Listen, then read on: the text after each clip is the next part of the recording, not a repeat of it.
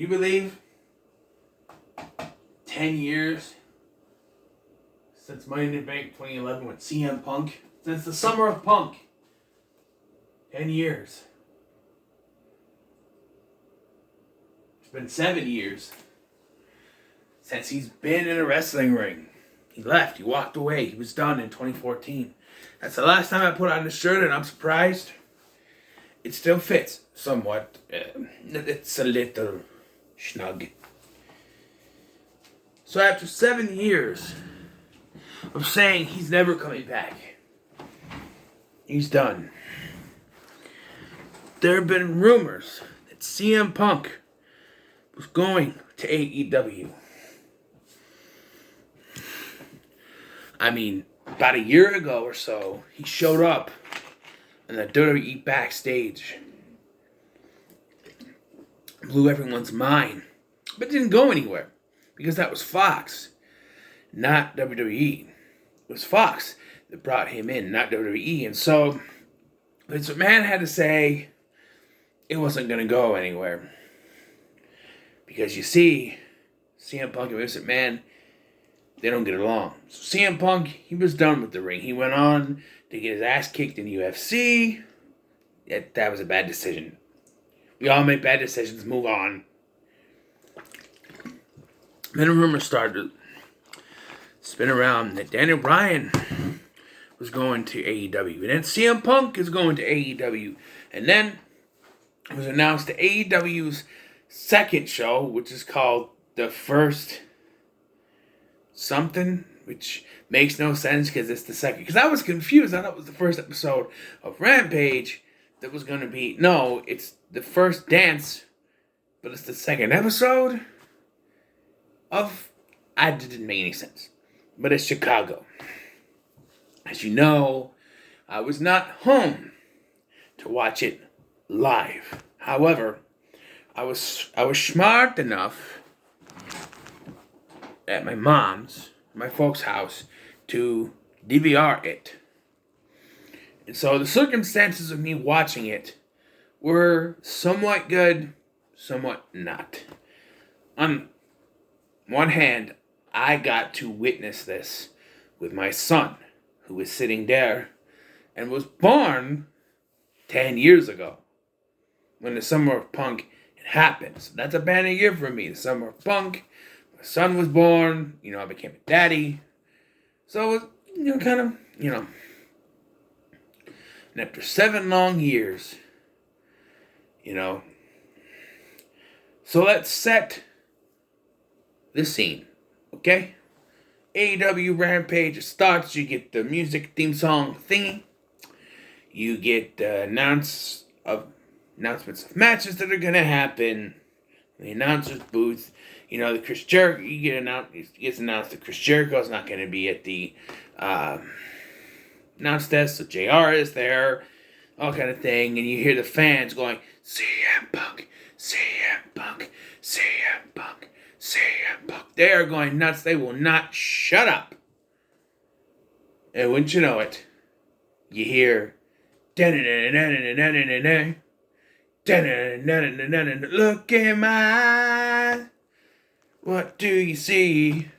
Yes, I shortened it, but because they played the full opening to the song, which I was kind of happy with WWE shortened it. They do it sort of not like the WWE one, but like a TV, turning on and stuff.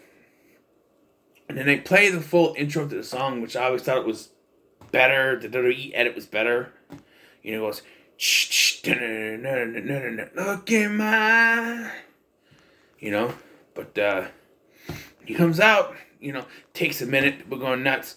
He comes out, and he's standing there. He comes out, and I am standing up at attention now. Music playing. He comes out, and I'm going. Because I just can't believe it. My son's looking at me going, like, what's going on? Because I haven't explained anything. I just said there's something I wanted to watch. He's like, okay. And I was glad at the beginning we didn't have to sit through the whole show, so that was good. He's not really big on wrestling. He'll watch some here and there. He's getting older, maybe he'll get into it. Who knows? But you know. So, yes, he comes out and he gets down on his knees and he puts his arms out. Or he puts his arms on his shoulder, not out, on his hips, and he just sits there. And he looks around. And he's taking it in, right? He's soaking it in. 7 years away from the ring.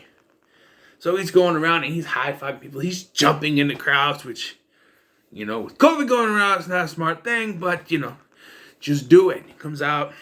Music stops just before he gets in the ring. He's having fun.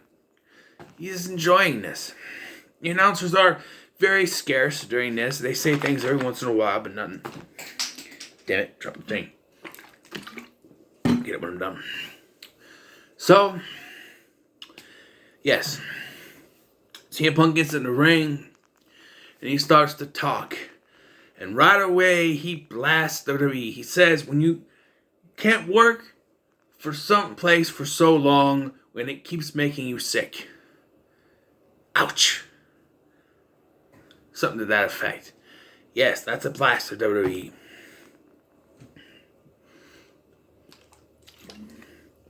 He says that he's back. And he says that it's not just going to be, here or there. He's going to be at every show. He's going to be at Dynamite, Rampage, and All Out. And the pay-per-views especially, All Out. And he changes his focus to Darby Allin.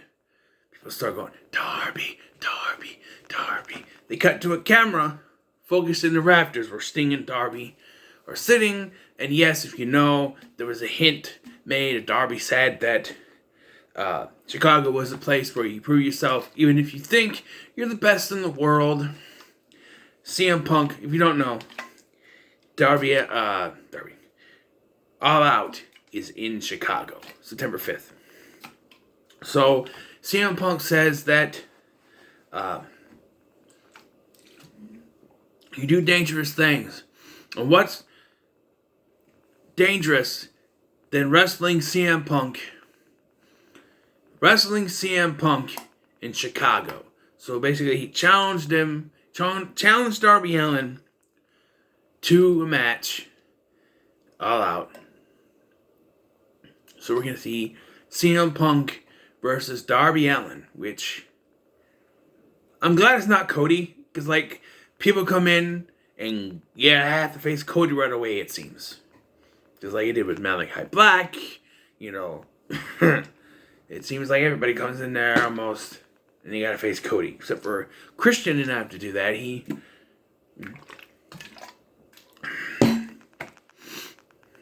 But, yeah. And, he said it's been 7 long years, right? He didn't think he was ever going to come back, but here he is. He's back.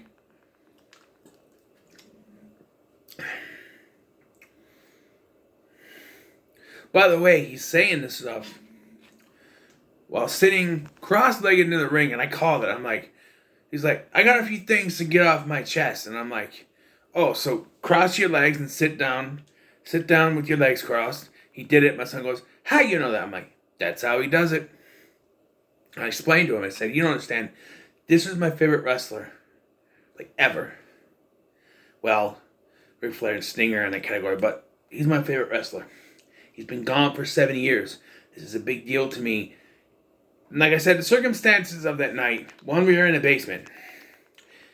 It stormed that night, and so it was a little bit flooded in the basement. Otherwise, I probably would have dropped to my knees.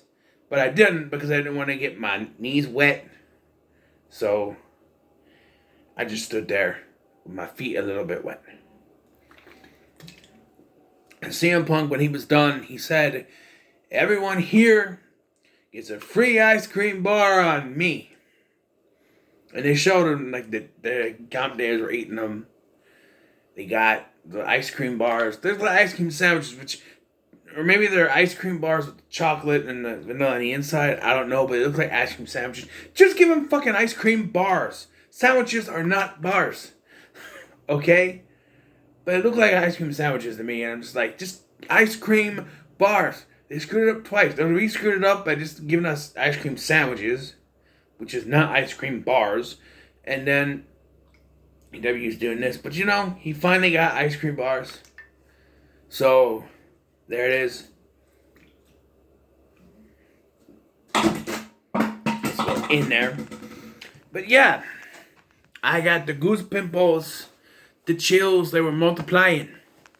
But I ain't John Travolta. It was something. You know, I was big on CM Punk 10 years ago when he got his push. Even when he was heel, you know, and he had that reign of 340 on some days. You know, I was with him. Then they decided, hey, we're gonna do Rock versus Cena again, even though we promised it was only once in a lifetime. We're gonna do it again because, you know,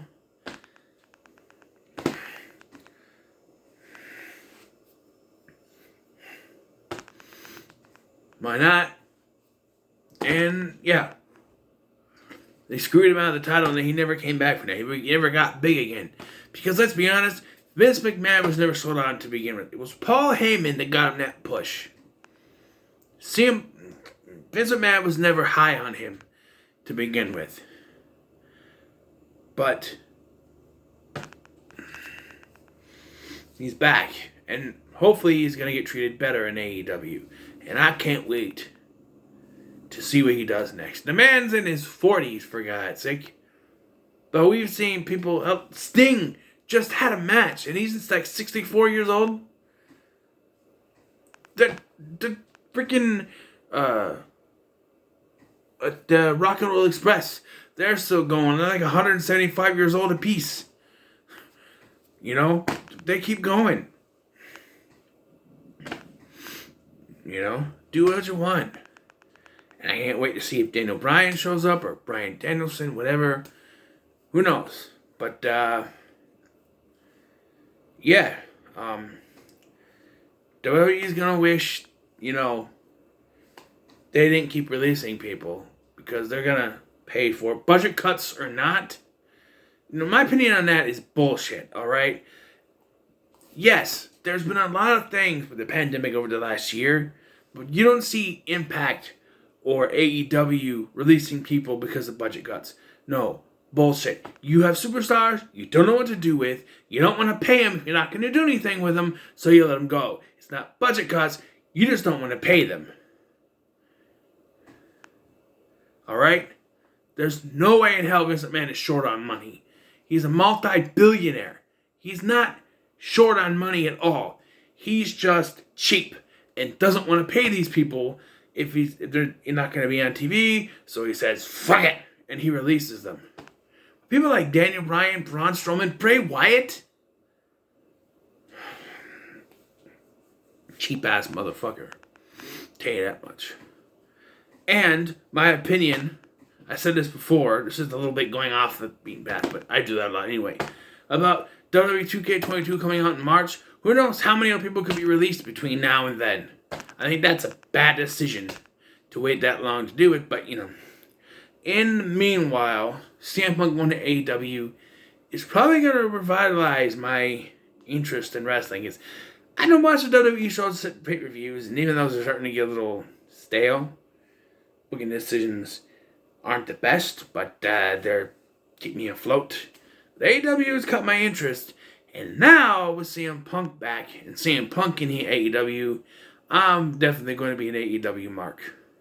So, yeah, so what are your thoughts on CM Punk's return? Leave in the comments below. Make sure to like, share, and subscribe. Thanks for watching. I've been Scotty, and I'll see you in the next one. It's Collaborative time! I don't know how to end that. Bye.